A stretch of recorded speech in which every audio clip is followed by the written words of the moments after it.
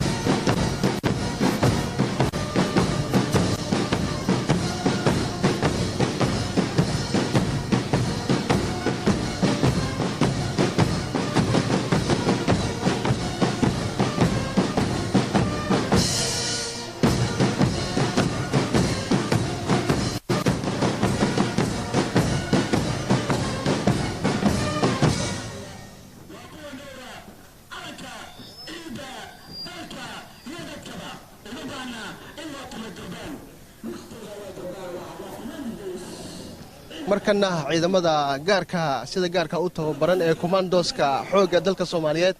ayaa haatan wadada soo galay kuwaasi oo gaardika ciyaar aan caadi ahayn halkan ku soo bandhigaya iyaga oo si weyn kaga qayb qaadanaya xuska 62 sano guridii ka soo wareegatay markii la aasaasay ciidamada xoogga dalka Soomaaliyeed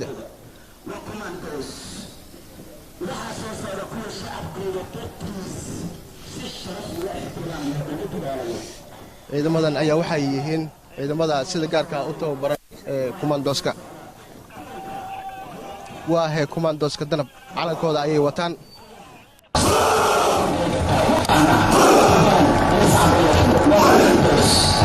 Thank you.